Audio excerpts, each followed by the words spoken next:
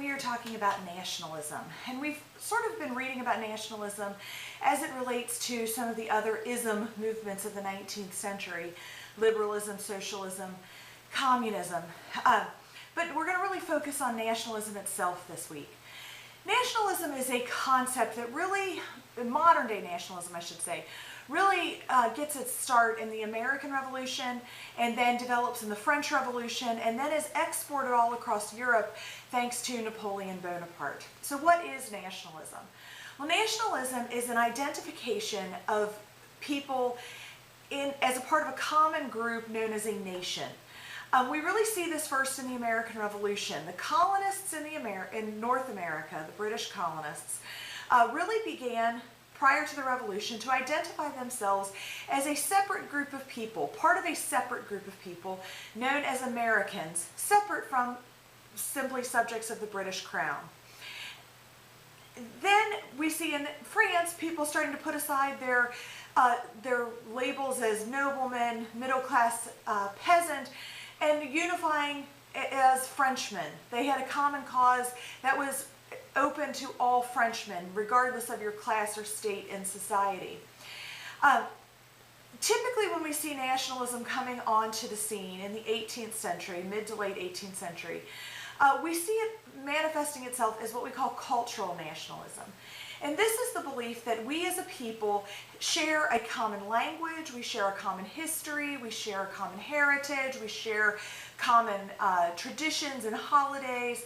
And that's what helps us to identify as this group of people, separate from other people.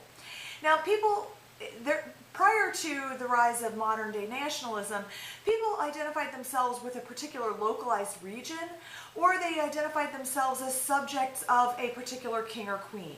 Now we're seeing the identification be at a national level, that they are identifying themselves as a group of people that they are calling a nation. Cultural nationalism typically then manifests and changes or mutates into political nationalism. And it's when it changes into political nationalism that we start to see some problems arising. Political nationalism happens when you have a group of people who share this common cultural nationalism, cultural identity, that say, we want a place on the map to call our own. We want to say that the American people live between these particular borders on a map. We, the French people, live in these particular borders of a map. The problem is that the borders are not always clear where the French people live, where the German people live, where the Italian people live, and it gets extremely complicated in places like the Middle East or in places like the Balkan Peninsula in Europe, where there's people that live kind of all over the place and the borders just are not clear-cut. The borders overlap, and so then we have wars developing. Now, there are positives and negatives to nationalism. The biggest positive, of course, is the unifying factor.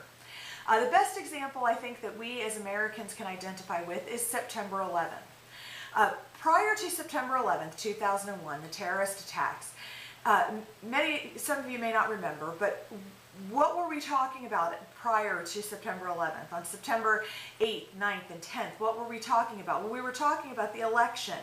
We were talking about hanging chads and political scandal. We were divided, Democrats and Republicans.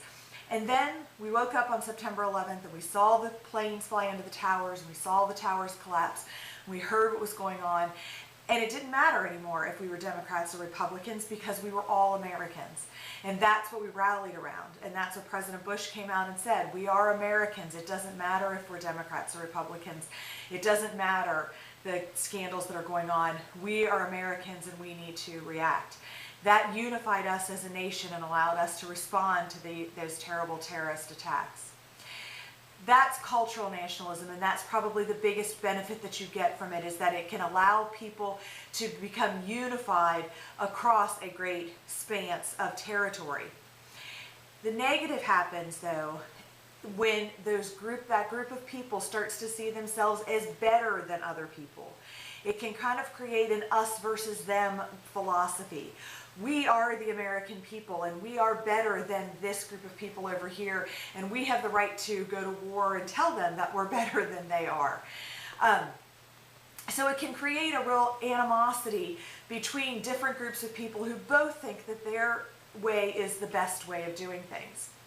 So we see that's kind of what nationalism is in an overview. We first see nationalism being spread around Europe by Napoleon Bonaparte, and I know you've already read about Napoleon in your textbook prior to the midterm.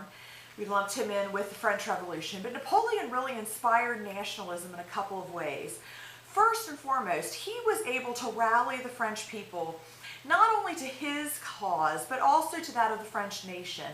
And when he came out on the battlefield, he was a great general, but aside from that, he was able to amass an enormous army because he told the people that they were fighting for France, they were fighting for French pride, and so he put a massive army on the battlefield almost every time, and it overwhelmed people in Europe. They had never seen armies like that, like what Napoleon put out on the battlefield.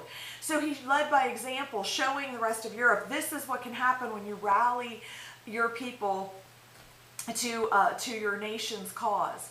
The second way that he inspired nationalism, though, was through his conquest of Europe. He does try to take over basically the entire European continent and is successful for quite some time. And everywhere he conquers, initially he's welcomed as a liberator in many territories because they believe that he's going to export the ideas of the French Revolution, the ideas of life, liberty, the pursuit of happiness, fraternity, equality, all those crazy ideas of the French Revolution.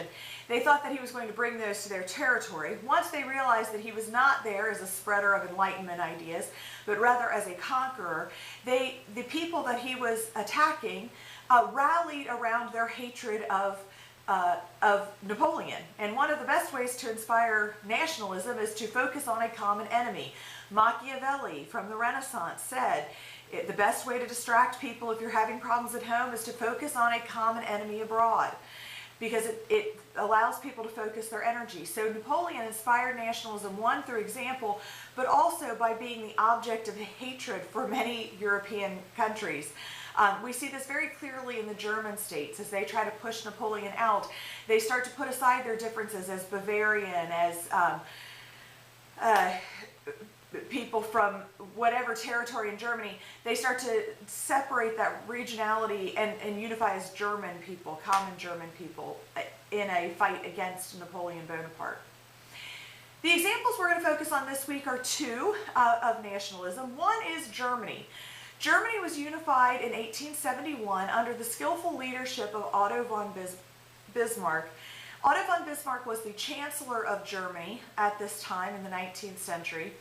And he really unifies Germany through two things. One is iron and the other is blood. And he makes a speech when he becomes prime minister that he's going to use iron and blood to unify Germany. The iron is industry. He puts a lot of focus on making sure that Germany is an industrial country that's able to compete on the world market. And then also through blood. Now it's important to understand that Bismarck is not a believer, a lover of war. He only likes war if he can control it. And one thing I will point out is that Bismarck is one of your ID terms. There are two concepts to Bismarck that are important. One is his leadership through the unification process for Germany. And then once Germany is unified, he then is the one who puts into place the very elaborate alliance system that brings all of Europe into World War I once war is declared in 1914. So you want to make sure to focus on Bismarck in both areas because they're both equally important. So Bismarck says, I'm going to use iron, industry, and blood. And he uses three quick wars that he knows he can win, that he knows he can control, and he unifies Germany in that way in 1871. The other example of nationalism that we're going to use and what was going on at this time in the 19th century was the the independence movements in Latin America, Central and South America. And the big leader in these independence movements was Simón Bolívar, known as the Latin American George Washington. Bolívar was a Venezuelan aristocrat who was educated over in Europe, educated in the ways of the Enlightenment, very familiar with the ideas of people like John Locke, was a big proponent and supporter of George Washington and the American Revolutionary cause. And Bolívar decides and pledges to lead his people, the colonists in the Spanish colonies of Central and South America, to independence. And so he pledges his life to that, and he is not always victorious in battles, but he has many great victories.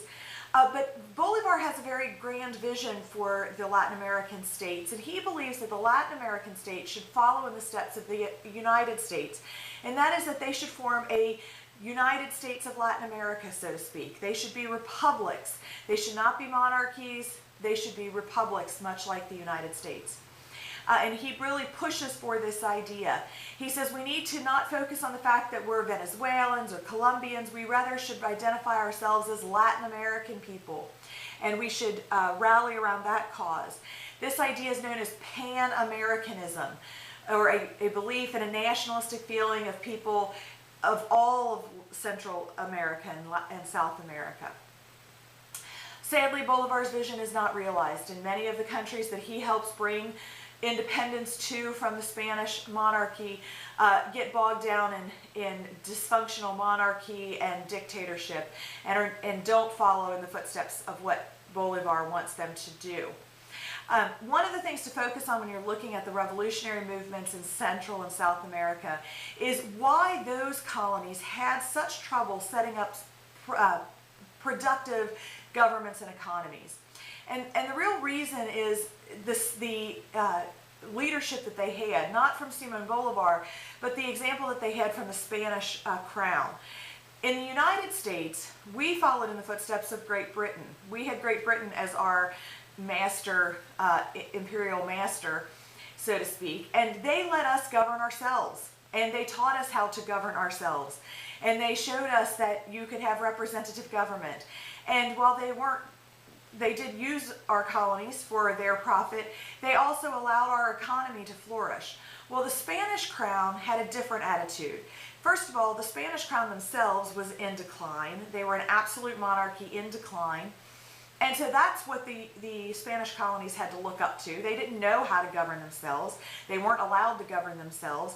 Heck, in Spain, the people didn't govern themselves. They were part of an absolute monarchy. And that monarchy, even worse, was in decline at this time.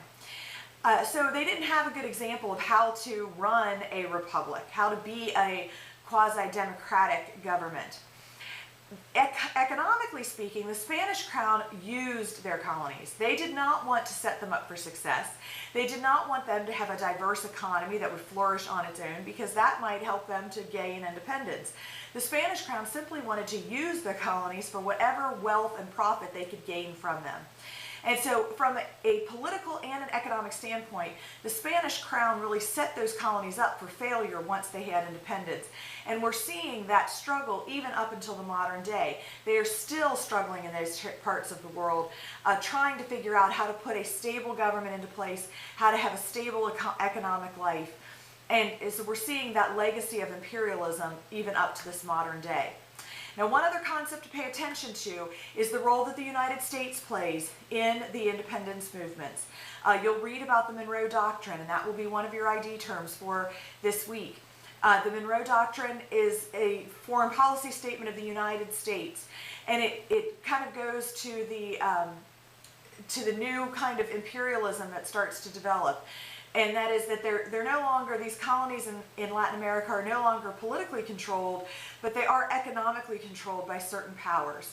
And so you want to pay attention to this neo-colonialism, this new version of imperialism that's developing as we move into the 20th century and even up until the modern day.